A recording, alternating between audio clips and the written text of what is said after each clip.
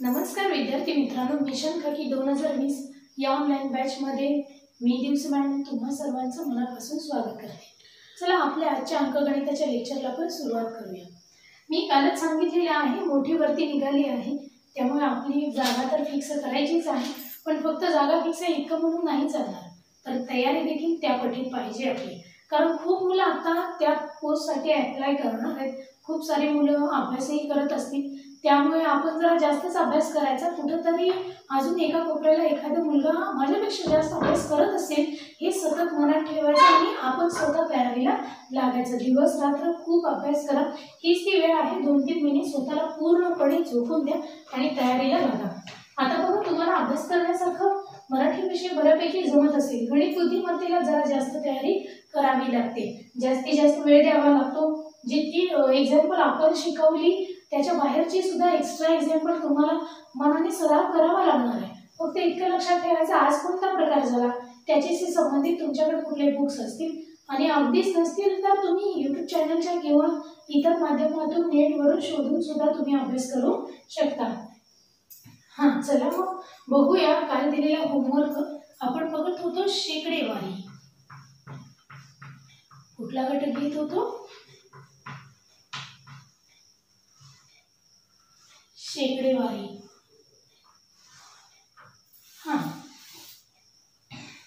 शेकडेवारीमध्ये पहिल्यांदा आता होमवर्क साठी दिलेली उदाहरणे सांगते। आतापर्यंत बरेच प्रकार झाले, मला वाटतं 13-14 तर प्रकार सहज झाले। याचा अर्थ शेकडेवारी इतका अवघड आहे का इतके 14-15 प्रकार होत आहेत, अजून खूप प्रकार बाकी आहेत मुलांना। त्यामुळे सगळ्या प्रकाराचा अभ्यास असं इतका करायचा आहे आपल्याला की काहीही येऊ द्या, आपल्याला त्यातलं 100% उत्तर सोडवता आलं पाहिजे। मग होमवर्क साठी दिलेली उदाहरणे कन्फर्म करून बघा, एक्स्ट्रा गणित नेहमी सोडवा। पहिलं उदाहरण बघा, 3/5% चे दशांश अपूर्णांकात रूपांतर करा। हा असा प्रश्न दिला होता की नाही, 3/5% चे दशांश अपूर्णांकात रूपांतर करा, एवढंच लिहिते। आता प्रश्न आहे की तुमच्याकडे 3/5 चे दशांश अपूर्णांक करा। चला, केला असेल तुम्ही सर्वांनी, मी सांगितलं देखील आहे। 3/5 दशांश कसा लिहून घ्यायचा, टक्के आहे, अपूर्णांकाचे टक्के काढताना गुणिले 1/100 लिहायला विसरायचं नाही। आता पुढे हे कसं सॉल्व्ह करायचं बघा, गुणाकार करत बसू नका। 3 × 3 = 500, परत 500 ने 3 ला भागणं खूप कठीण जाईल, लवकर जमणार नाही ते। 500/3, 3 ला 500 ने कसे भागणार, 3/500, म्हणून आधी याचा भागाकार करा आणि सोपं रूप द्या, असं मी सांगितलंय। ज्यांचं लेक्चर काल मिस वगैरे झाला असेल तर तुम्ही आज तरी कन्फर्म करा। बघा, 0 राहिले, 5×6 30 आले, म्हणजे 0. किती आलं, 6 आले। या अपूर्णांकाचं उत्तर किती आलं, 0.6 गुणिले 1/100। चला तर मग अंशांचा गुणाकार करा, 0.6 छेदामध्ये 100 आहेतच। आता बघा काय करायचं, एक संख्या सोडून पॉइंट आलाय, छेदामध्ये 2 शून्य आले, अजून 2 संख्या सोडून पॉइंट थोडासा या बाजूस घेऊया। 6 आहे असे राहिले, बरोबर। इथं पॉइंट होता त्यांचा, पूर्वीचा होता का, आता 2 शून्य आहेत। मग बघा पुढे संख्या नाहीये, आपण 2 शून्य वाढवूया आणि परत पॉइंट देऊया। पहिला एक पॉइंट आहे असा आणि 100 मुळे आलेले 2, असे किती झाले, 1 2 3, 1 2 3 पॉइंट संख्या सोडून एक पॉइंट दिला। ओके, जमतंय का विद्यार्थी मित्रांनो, केलाय का संकल्प, तेवढंच सांगा मला, संकल्प केलाय का?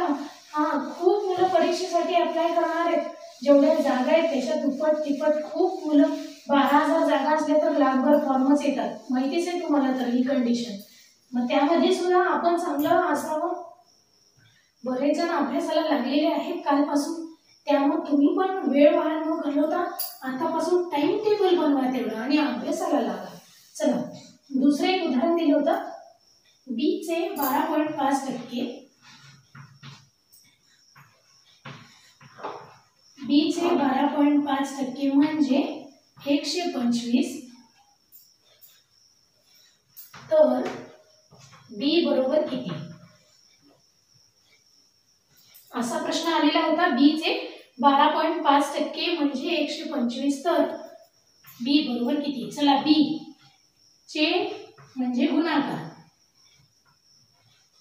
12.5 टक्के म्हणजे 100 बरोबर। बरोबर 125.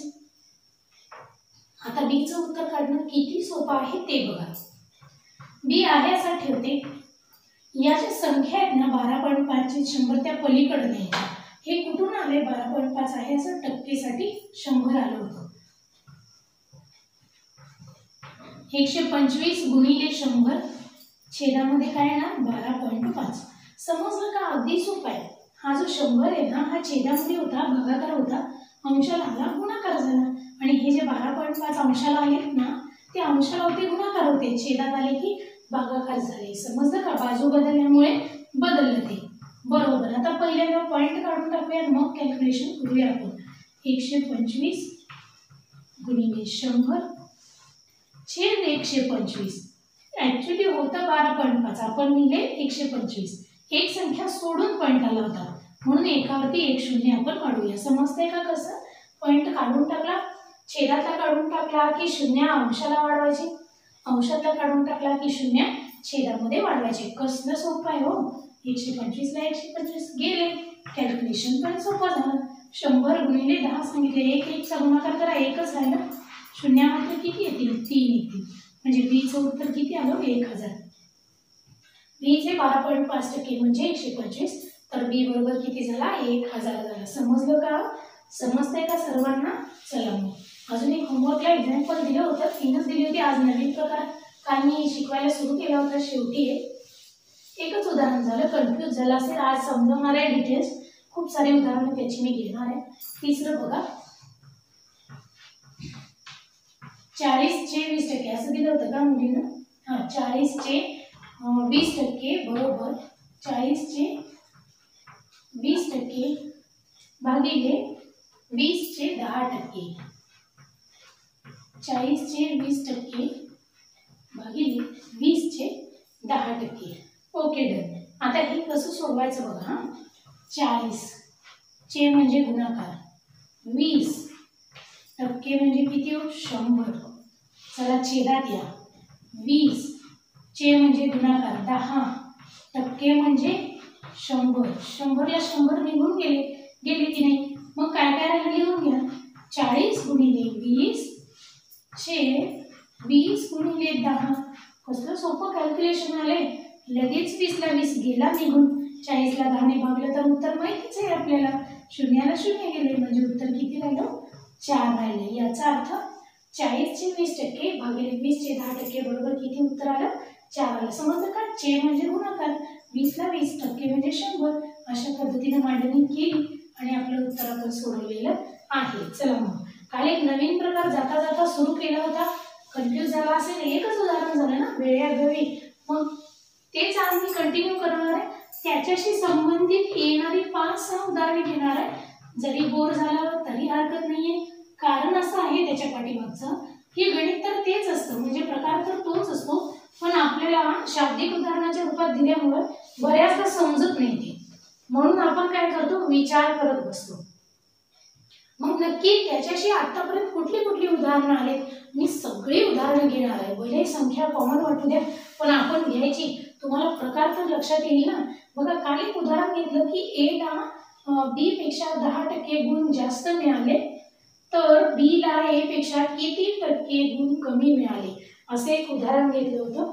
बघा काय केलं होतं, ए ला बी पेक्षा काहीतरी गुण जास्त मिळाले आणि कमी काढायला सांगितले होते. बरोबर, जास्त मिळाले आणि कमी काढायला सांगितलेले होते. ए ला बी पेक्षा 10% गुण जास्त मिळाले आणि किती टक्के गुण कमी मिळाले काढा.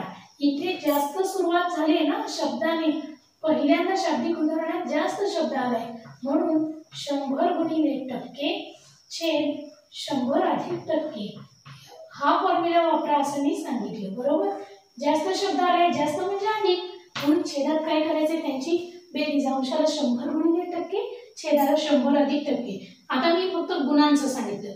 ए ला बी पेक्षा 10% गुण जास्त मिळाले, तर बी ला ए पेक्षा किती टक्के गुण कमी मिळाले. आपण अपूर्णांकामध्ये पण उत्तर काढलं. आता अजून नक्की कसा प्रश्न याच्यावरती येतोय त्याची पुढची उदाहरणं आपण बघूया. कंटाळा करायचं नाही. सिलेबस पूर्ण करून देण्याचं काम माझं आहे, फक्त अभ्यास करण्याचं काम तुमचं आहे. तुम्ही फक्त तितकंच काम पूर्ण करा. चला, अ चा पगार पगार ब पेक्षा ब चा पगार ब पेक्षा 50% जास्त आहे, तर 50% माझ्याबरोबर लिहून घ्या. काही वेळ जात नाही प्रश्न वगैरे लिहायला, पण ज्यावेळेस बुद्धिमत्ता सारखे विषय येतील, बुद्धिमत्ता चाचणीमध्ये ज्यावेळेस मोठमोठाले प्रश्न येतात, तुम्हाला माहितच आहे, तर्कसंगती काढा, सांकेतिक भाषेसाठी मोठे प्रश्न येतात, त्याचबरोबर खूप आहेत अजून मोठे लांब लचक येणारे प्रश्न तिकडं बुद्धिमत्ता चाचणीमध्ये आहे. पेनाला शाई म्हणले, शाईला दौत म्हणले, अशा पद्धतीने खूप काही प्रश्न येतात ना, त्यावेळेस मात्र आपण काहीतरी आयडिया करूया जेणेकरून लिहिण्यामध्ये वेळ जाणार नाही. गणिताचे प्रश्न लहान असतात, मला जितका वेळ लागतो तितकाच तुम्हाला लागेल. पटापट माझ्याबरोबर लिहून घ्या. प चा पगार ब पेक्षा 50% जास्त आहे. चला लिहित आहे ना? मी ओरली सांगितलं की लिहून घ्यायचं. प चा पगार ब पेक्षा 50% जास्त आहे, तर ब चा पगार अ पेक्षा किती टक्क्याने कमी आहे? ब चा पगार लिहा पटापट. अ पेक्षा किती टक्क्याने कमी आहे? अ पेक्षा किती टक्क्याने कमी आहे? टक्केचं मी तात्पुरतं चिन्हच करते.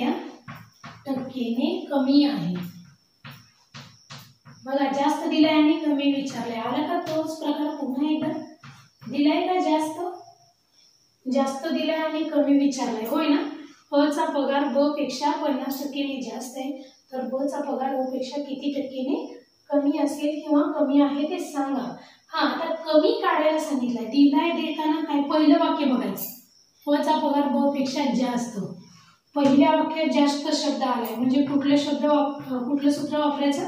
100 गुणिले टक्के छेद 100 अधिक टक्के. चला, खूप सोपं आहे.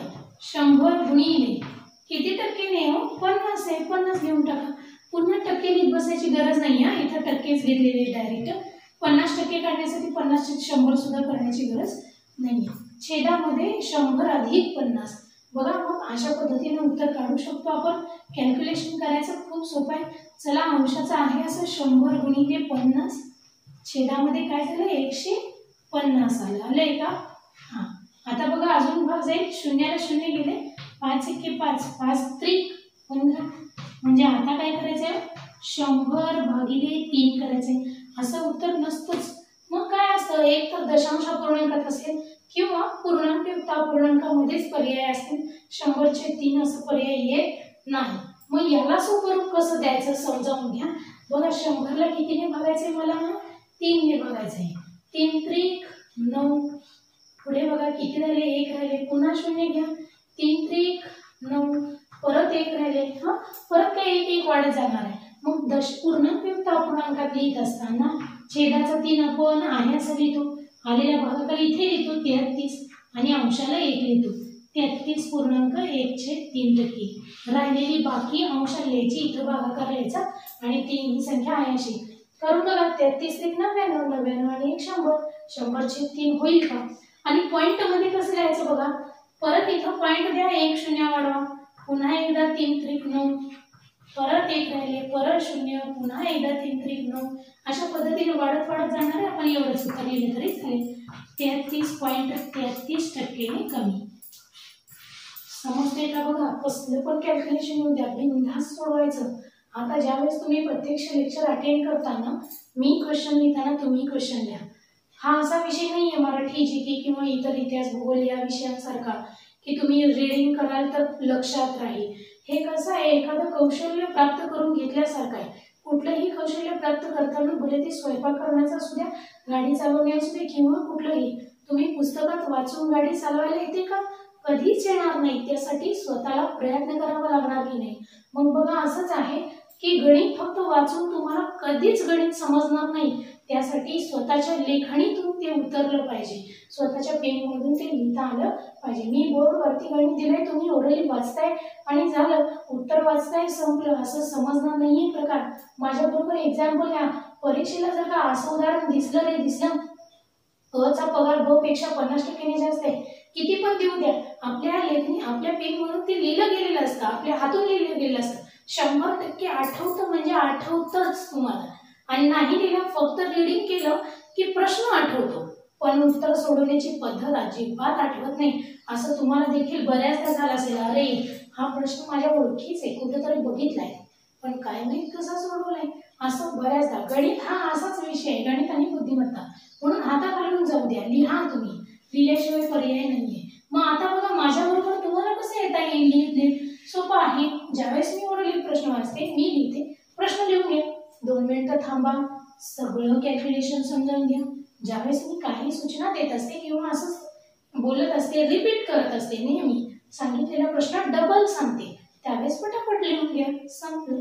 काहीच बाकीचं करण्याची याच्यासाठी आवश्यकता लागणार नाही. आता खालून गेलं तर उत्तर सुटणार, अन्यथा अजिबात येणार नाही, ते पण लक्षात ठेवा. चला आता पुढचं उदाहरण तुम्ही सोडवणार का हो? सोडवणार, देऊ तुम्हाला उदाहरण सेम असंच. सोडवा आता, लिहा, गणित लिहा, सांगते. यशचा पगार लिहिताय का? पटापट लिहा. यशचा पगार सागरपेक्षा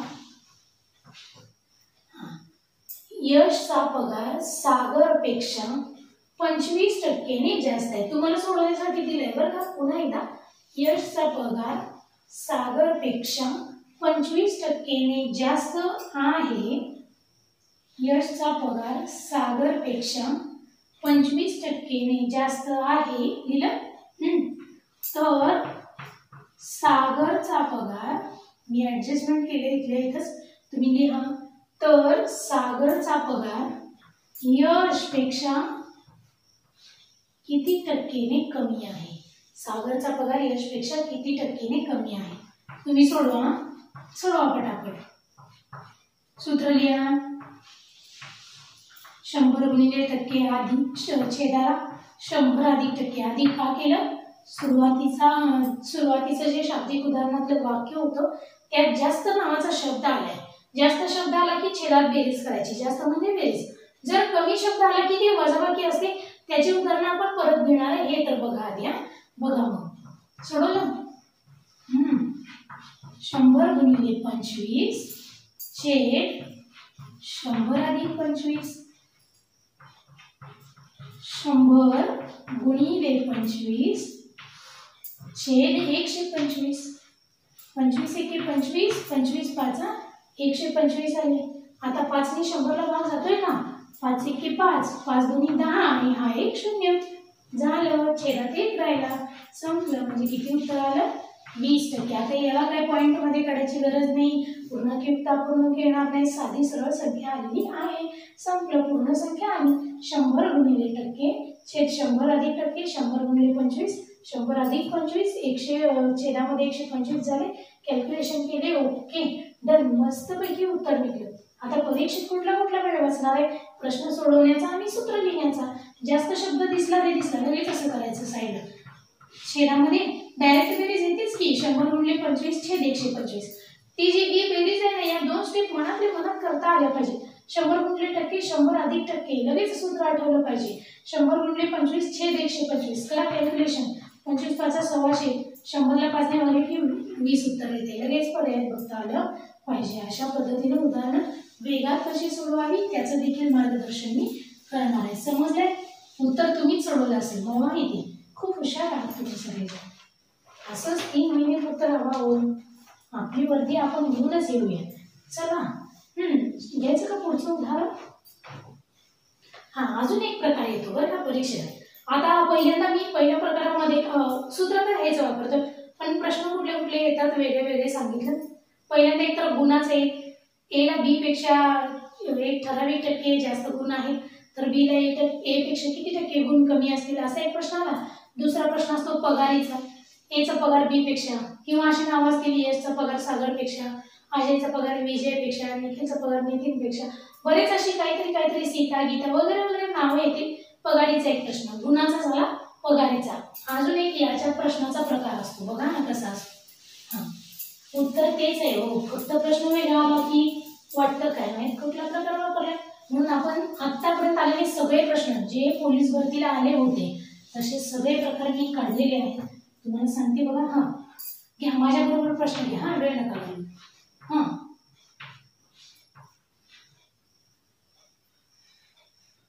चहाचा दर 25% वाढला.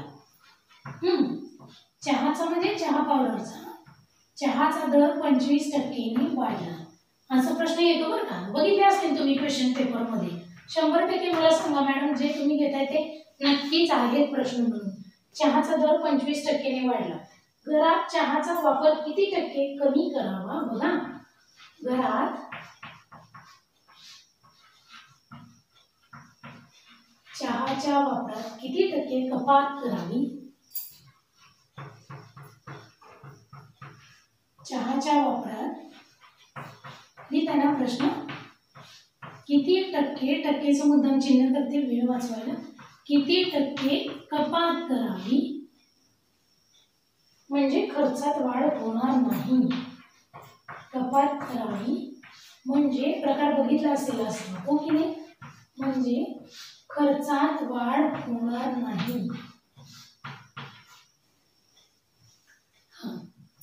खूप सोपा आहे हे पण प्रश्न. असा पण प्रकार असतो बरं का, खर्चात वाढ होणार नाही. लिहून घेतला का प्रश्न? आता प्रश्न आधी सांगते, परत आपण उत्तर सोडवूया मस्तपैकी. चहाचा दर 25% वाढला म्हणजे जास्त झाला. आपले सूत्र ठरलेलं 100 गुणिले टक्के छेदामध्ये 100 अधिक टक्के. बघा, चहाचा दर 25% वाढला. घरात चहाच्या वापरात किती टक्के कपात करावी? कपात म्हणजे कसं? कपात म्हणजे कमी. वापर किती कमी करावा म्हणजे खर्च वाढणार नाही, असा प्रश्न विचारलाय.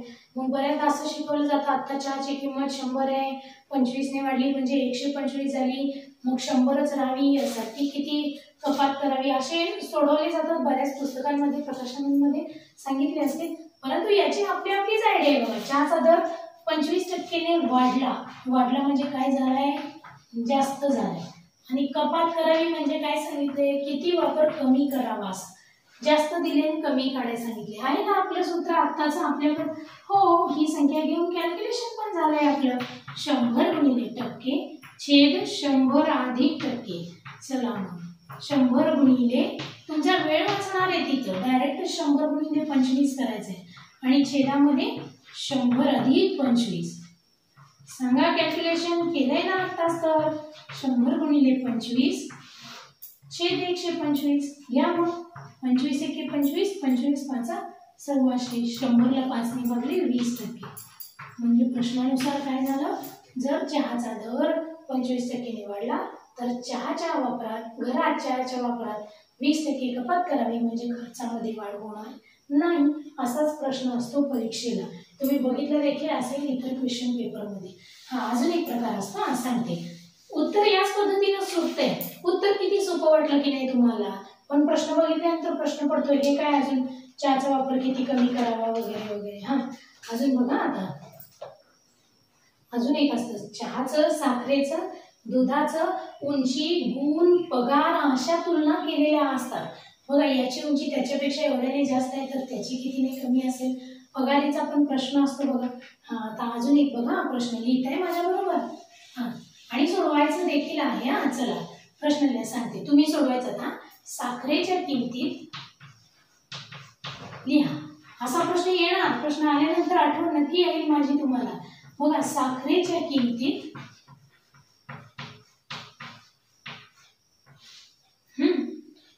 मुलांना लिहिताय ना, साखरेच्या किमतीत 60% वाढ झाली. साखरेच्या किमतीत 60% वाढ झाली. काय प्रश्न केलाय? साखरेच्या किमतीत 60% वाढ झाली तर घरात साखर किती टक्के कमी वापरावी म्हणजे खर्चात वाढ होणार नाही. साखरेच्या किमतीत 60% वाढ झाली तर घरात साखर किती टक्के कमी वापरावी म्हणजे साखरेच्या वापरात किती टक्के कपात करावी म्हणजे खर्चात वाढ होणार नाही. सेम असंच आहे बघा, साखरेची किंमत 60% ने वाढली तर घरात साखर किती टक्के कमी वापरावी म्हणजे खर्च वाढणार नाही. बघा, वाढ झाली म्हणजे काय झालंय? आता सारखंच जास्त दिले आणि कमी विचारले. झालं तर मग 100 गुणिले टक्के छेद 100 अधिक टक्के, 100 गुणिले 60 छेद 100 अधिक 60 ओके, सोडवताय का? सोपा प्रकार झालाय ना आता. हा, 100 गुणिले 60 छेद किती झाले हो? 100 आणि 60 किती झाले? 160 झाले. आता करा बरं कॅल्क्युलेशन. तसं तर सोपंच कॅल्क्युलेशन आहे. शून्याला शून्य गेले. 6 आणि 16 कोणाच्या पाड्यात आहेत? 2च्या पाड्यात आहेत. 2 त्रिक 6, 2 अठ्ठी 16. आलं का? आता अंशांचा गुणाकार करा. आता नाही भाग झाला. हा 8 ने 100 ला अजून जाऊ शकतो, पण अजून कॅल्क्युलेशन सोपं पण करता येते. 8 ने भाग जातो, 4 ने पण जाऊ शकतो बघा. 4 ने पण जातोय. 4 दुनी 8 आणि इथं 25 चौक 100 असते ना, म्हणून 25 त्रिक किती झाले मग? 75. 75 भागिले 2 करा. येतोय का आता भागाकार? 75 भागिले 2 कसे येणार बघा? 75 ला 2, 2 त्रिक 6, 1 राहिले, 15 झाले. 2 साती 14, 1 राहिले, 0 घेतला की पॉईंट द्यायचा. 2 पंचे 10, म्हणजे किती उत्तर आलं? 37.5%. म्हणजे साखरेच्या किमतीत जेव्हा 60% वाढ झाली, तेव्हा घरात साखरेचा वापर 37.5% कमी करावा, तर खर्चात वाढ होणार नाही. समजलं का? कुठले कुठले प्रकार घेतले? पहिल्यांदा अला ब पेक्षा जास्त गुण मिळाले तो एक घेतला. दुसरा पगारीचा घेतला. पगारीमध्ये पण 2 उदाहरणं बघितली. यशचा पगार सागरपेक्षा, अशा पद्धतीने अचा पगार ब पेक्षा. त्यानंतर तिसरा प्रकार बघितला चहाचं एक उदाहरण येतं नेहमी परीक्षेला. चहाच्या किमतीत एवढी वाढ झाली. परत घटचे पण आहेत बरं का उदाहरण, सेम हीच गणितं पण कमी दिले आणि जास्त काढायला सांगितले असं असते. हा, ती पण उदाहरणं अशीच मी भरपूर घेणार आहे बघा. हा, आणि आता एक प्रश्न घेतला त्यापुढचा चहानंतर साखरेचा घेतला. दुधाचा पण भावाचा प्रश्न असतो बघा. प्रश्न एक्स्ट्रा सोडवत असाल तर तुम्हाला माहीत असेल. आता अजून एक इंटरेस्टिंग प्रश्न प्रकार येतो, हा लिहून घ्या माझ्याबरोबर. वंदनाची उंची सुमनपेक्षा, वंदनाची उंची फास्ट लिहूया थोडंसं. सुमनपेक्षा 40% ने जास्त आहे. वंदनाची उंची सुमनपेक्षा 40% ने जास्त आहे. सगळे प्रकार येतात म्हणून उदाहरण घेतोय. 40% ने जास्त आहे. तर सुमनची उंची वंदनापेक्षा,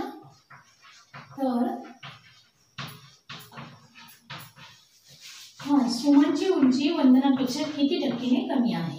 पहिला प्रश्न, सुमनची उंची वंदनापेक्षा किती टक्केने कमी आहे? काढा पटापट उत्तर. किती टक्केने कमी आहे? हा, हे वगैरे शॉर्ट लिहून टाकले. हा, वंदनाची उंची सुमनपेक्षा 40% ने जास्त आहे. पुन्हा एकदा जास्त दिलं आणि काढायला कमी सांगितलं. करताय कॅल्क्युलेशन?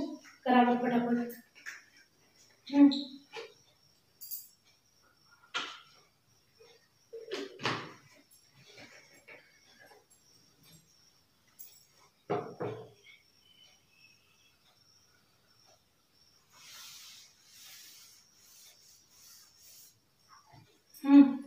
केलं का? सूत्र काय वापरलं? 100 गुणिले टक्के छेद 100 अधिक टक्के. चला पटापट. 100 गुणिले 40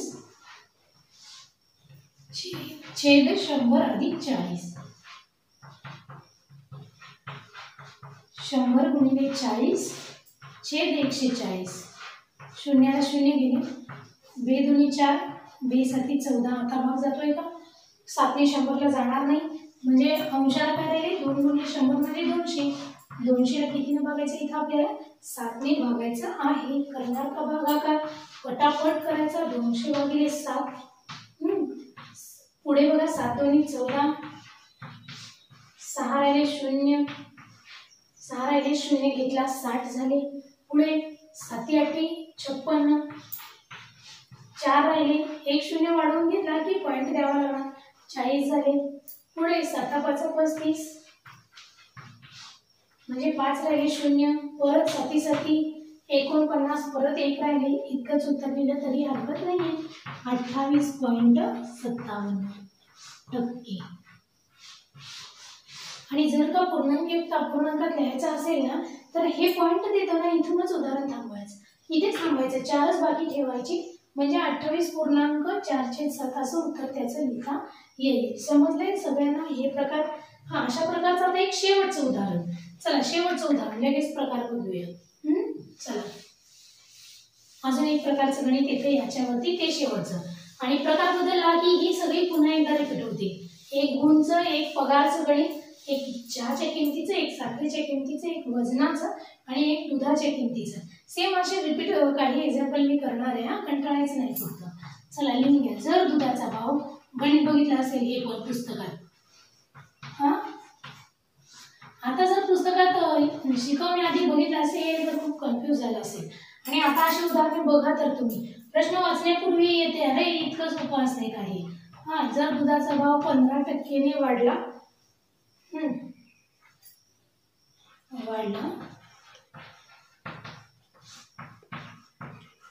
तर त्यामागील एकूण खर्च तेवढाच राहण्यासाठी, तर घरातील एकूण खर्च तेवढाच राहण्यासाठी लिहा प्रश्न. जर दुधाचा भाव 15% वाढला तर घरातील एकूण खर्च तेवढाच राहण्यासाठी दुधाचा वापर किती टक्के कमी करावा.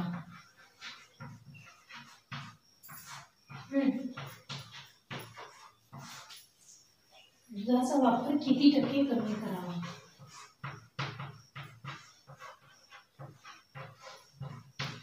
किती टक्के कमी करावा.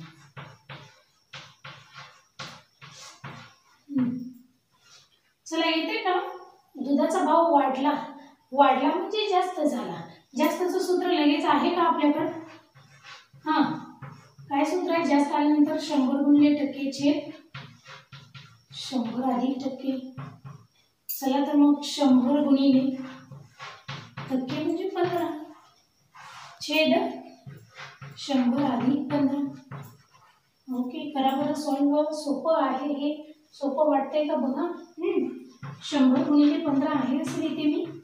छेदामध्ये काय होतील? 115 होतील. येते का बघा कॅल्क्युलेशन? अगदी सोपं आहे हे पण कॅल्क्युलेशन. 5 ने 5 जाईल, 5 त्रिक 15. पुढे 5 दुनी 10 आले होते, 1 राहिले, 15 झाले.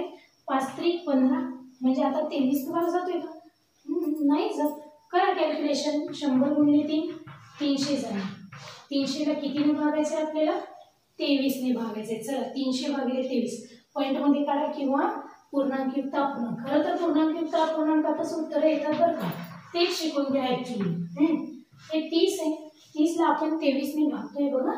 23 एके 23, 30 मधून 23 गेले, 7 राहिले. परत शून्य खाली घेतला, पुढं 23 त्रिक 69 म्हणजे 1 राहिला. चला याला पूर्णांकयुक्त अपूर्णांकामध्ये मांडता येईल का आपल्याला? आधीच सांगितलंय छेदातला 23 आहे असा लिहायचा, बाकी अंशाला लिहायची आणि भागाकार कडेला. इथे बघा 13.1/23. समजलं का? 13.1/23. अशा प्रकारे हा प्रकार इथे संपलेला आहे. बघा अशी अपेक्षा करते की सर्व मुलांना समजला असेल. काय प्रश्न विचार प्रकार होता? जर का जास्त किंमत दिली तर आपल्याला कमी काढायची होती. उदाहरणार्थ जास्त दिला आणि कमी विचारले तर 100 गुणिले टक्के आणि छेदामध्ये 100 अधिक टक्के करायचं. मग अ चे गुण ब पेक्षा जास्त असू द्या, कमी विचारू द्या. अ चा पगार ब पेक्षा जास्त आहे, कमी विचारू द्या. अ ची उंची ब पेक्षा जास्त आहे असा प्रश्न येऊ द्या. चहाचा दर जास्त आहे, किती टक्के कपात करावी प्रश्न येऊ द्या. दुधाचा दर येऊ द्या, साखरेचा दर येऊ द्या. याच्यापेक्षा वेगळं एक सुद्धा गणित परीक्षेला येत नाही. आता जी काही 6-7 उदाहरणे घेतली त्याच्यापेक्षा एक सुद्धा वेगळं प्रकारचं गणित परीक्षेला येत नाही. आता नवीन प्रकारचे एक दोन उदाहरणे घेऊया. पुढे अजून उद्या हाच प्रकार कंटिन्यू करता येईल. कितवा प्रकार चाललाय सांगा तर एकदा. खूप प्रकार झाले, लक्षात येईल माझ्या पण. आता बघा नवीन प्रकार बदलला मी. प्रश्न घ्या. ए ला आता सेम अशी सगळी गणित मी रिपीट करणार आहे. एक तर गुणाची, दुसरं पगार, तिसरं उंची, परत साखरेची किंमत, चहाची किंमत, दुधाची किंमत. 6 तर गणित फिक्स असतात याची. 6 असतात म्हणजे एका पेपरमध्ये एकाच प्रकारचे 6 आले तर 25-50 सोपं होईल. 6 म्हणजे 6 प्रकार आहेत, त्यातले एक कुठलं तर येतं. ए ला बी पेक्षा 25% कमी गुण मिळाले, 25% गुण कमी मिळाले. ए ला बी पेक्षा 25% गुण कमी मिळाले. आता इथं कमी आले बरं का, आधी कमी मिळाले तर बी ला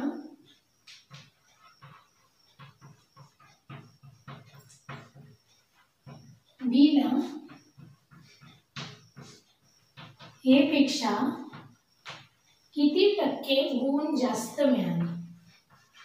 हा नवीन प्रकार आहे. हा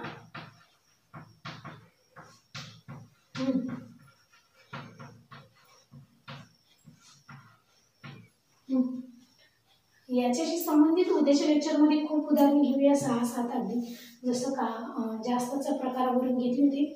आतापर्यंत प्रकार शिकलो की ए ला बी पेक्षा 25% गुण जास्त आहेत आणि कमी काढा. जर कमी दिले आणि जास्त विचारले तर परत एक सूत्र आहे, मी या बाजूस लिहिते बरं का. इथं जास्त दिलं कमी विचारलं तर छेदात बेरीज करतो. आता कमी दिले देताना पहिल्या वाक्यात शब्द कुठला येतोय, कमी शब्द येतोय आणि काढायला सांगितलं जाते जास्त. त्यावेळेस काय करायचं बघा, 100 गुणिले टक्के छेदामध्ये 100 वजा टक्के. 100 गुणिले टक्के छेदामध्ये 100 वजा टक्के. आता पुन्हा परीक्षेत कन्फ्युजन होतं, कधी बेरीज करायची कधी वजाबाकी करायची. तर विद्यार्थी मित्रांनो, प्रश्न दिसायला सेम दिसतात. ए ला बी पेक्षा 25% गुण कमी मिळाले तर बी ला ए पेक्षा किती टक्के गुण जास्त मिळाले. आधी प्रश्न होता ए ला बी पेक्षा 25% गुण जास्त मिळाले तर बी ला ए पेक्षा किती कमी मिळाले. मी मगाशीच सांगितले, पहिलंच वाक्य बघायचं, पहिल्यात जास्त शब्द आला छेदात बेरीज करा, पहिल्यात कमी शब्द आला कमी म्हणजे वजाबाकी तर छेदात वजाबाकी करा. राहील का ध्यानात, 100 गुणिले टक्के छेद 100 वजा टक्के. का वजाबाकी केली कळलं, कमी दिले आणि जास्त विचारले म्हणून वजाबाकी आहे. मग 100 गुणिले टक्के किती, तिथं 25 आहेत, छेद 100. आता इथे 125 येणार नाही कारण आपण वजाबाकी करतोय. 100 वजा 25. चला, आणि संख्या पण काही वेगळ्या नसतात. तो एक तर 25%, 20%, 15%, 60%, याच्यापेक्षा एक सुद्धा संख्या इथं जे दिलेत ना गुण, एक सुद्धा संख्या वेगळी येत नाही. कुठले पण क्वेश्चन पेपर चालून बघा, याच संख्या आहेत, 20, 25, 15 आणि 60, वेगळी संख्याच नाही आहे त्याच्यात. 100 गुणिले 25, छेदांची वजाबाकी किती झाली, 100 मधून 25 गेले किती राहिले, 75 राहिले की नाही. चला मग भाग जातोय का, 25 एके 25, 25 त्रिक 75 झालं, 100/3 आलं. आता आपल्याला येते याचं पूर्णांक युक्त अपूर्णांक करायला. याच्या आधी झालेलं आहे हे भागाकार बघा. 9 राहिले, 1 0, परत 3 त्रिक 9, बाकी एकच राहिली. पूर्णांक युक्त अपूर्णांक लिहिताना बाकी डोक्यावर, छेदाचा छेद आहे असा आणि भागाकार इथे झालं. 33.1/3 असं झालेलं आहे. चला आता मग पुन्हा एकदा सांगते, ए ला बी पेक्षा 25% गुण कमी मिळाले तर बी ला ए पेक्षा किती टक्के गुण जास्त मिळाले. असा प्रश्न होता. 100 गुणिले टक्के 100 वजा टक्के, कधी वजाबाकी करायची आणि कधी बेरीज करायची, इतका जरी भाग लक्षात ठेवला तरी सुद्धा तुम्हाला याच्यावरून चांगली उदाहरणं सोप्या पद्धतीने नक्कीच सुटतील. चला सांगू का अजून एखाद दुसरं गणित या कमी आणि जास्तीचं. चला, समजा ए चा पगार बी पेक्षा, आता इथंच मी सोपं रूप देते, सोपं करते. समजा असं उदाहरण दुसरं घ्या, ए चा पगार बी पेक्षा 20% कमी आहे. काय सांगितलंय, ए चा पगार बी पेक्षा 20% कमी आहे. लिहून घ्या प्रश्न, ए चा पगार बी पेक्षा 20% कमी आहे तर बी चा पगार ए पेक्षा किती टक्केने जास्त असेल. काय विचारले, बी चा पगार ए पेक्षा किती टक्केने जास्त असेल. सोडवत आहे का, पटापट सोडव. बी चा पगार ए पेक्षा किती टक्केने जास्त असेल. किती टक्के जास्त असेल?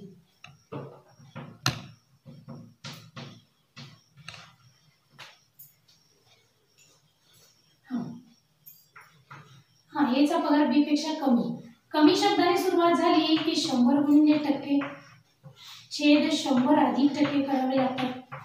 माहीतच असेल तुम्हाला. आता आधी करायचं, वजा करायचं. विद्यार्थी मित्रांनो, असंच कन्फ्युजन असतंय परीक्षेत. हा, कमी शब्द आला की छेदात वजाबाकी. 100 गुणिले 20 छेद 100 वजा 20. चला, अंशाचे 100 गुणिले 20 आहे असे राहिले. छेदामध्ये 100 वजा 20 म्हणजे किती झाले हो? 80 झाले. करा मग कॅल्क्युलेशन. शून्याला शून्य गेले, बे के बे, बेचोक 8. 100 छेद 4 राहिले म्हणजे 25 आले. आले का? समजतंय का सर्वांना? समजतंय का? Okay, done. आता बघा, हा पण प्रकार समजला असेल. पुन्हा एकदा सांगते. पहिलंच वाक्य वाचायचं. जास्त शब्द आला तर बेरीज करायची, कमी शब्द आला तर वजाबाकी करायची. आता होमवर्कला गणित घ्या, कंटाळा करू नका. आता हा जो प्रकार आहे ना, यात पण तीच गणित आहे. या अगोदरच्या प्रकारात जशी शिकलो ना तशीच आहे. एक तर ए चे गुण बी पेक्षा, एचा पगार बी पेक्षा, ए ची उंची बी पेक्षा, आणि त्यानंतर चहाचा दर, साखरेचा दर, अशीच उदाहरणे. चला, होमवर्क साठी एक उदाहरण घ्या. होमवर्क पहिलं गणित. हा, ए ला बी पेक्षा, ए ला बी पेक्षा 30% गुण जास्त मिळाले. पटापट लिहा.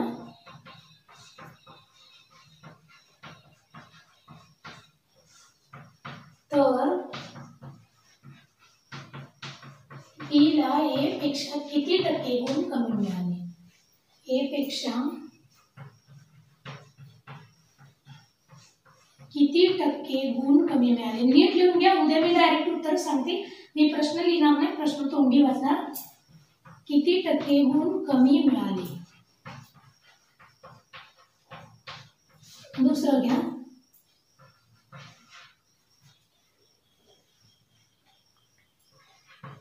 जर दुधाचा भाव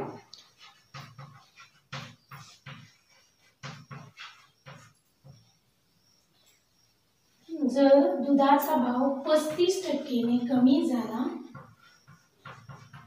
35% कमी झाला,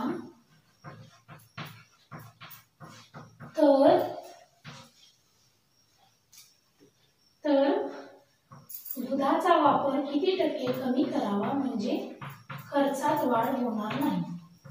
दुधाचा वापर किती टक्केने कमी करावा? उद्या फक्त प्रश्न वाचले जातील आणि उत्तर सांगितले जाईल. किती टक्केने कमी करावा? कमी करावा म्हणजे खर्चात वाढ होणार नाही.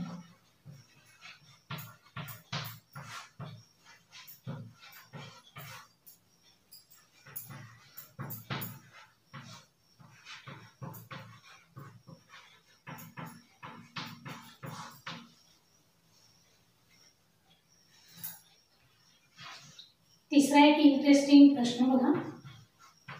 जर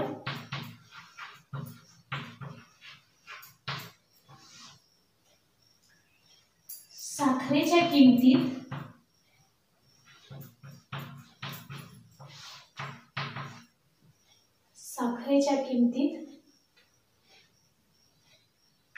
इथं कमी झालाय तर जास्त असावा.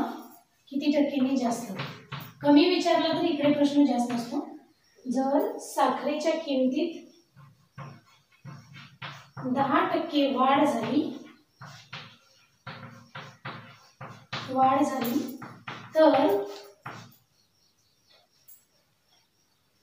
तर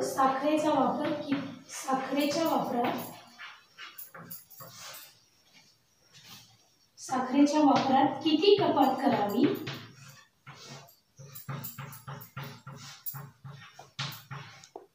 किती कपात करावी?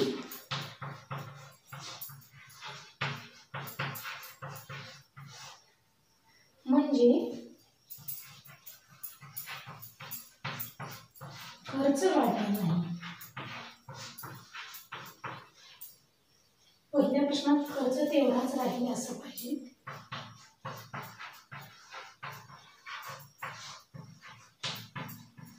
कमी झाला की आपण वापर वाढवतोय ना, खर्च तितकाच राहण्यासाठी. खर्च वाढणार नाही. बस का? उत्तरात आहे 2-2 स्टेप मध्ये. प्रश्नच लिहायला फार वेळ लागतो.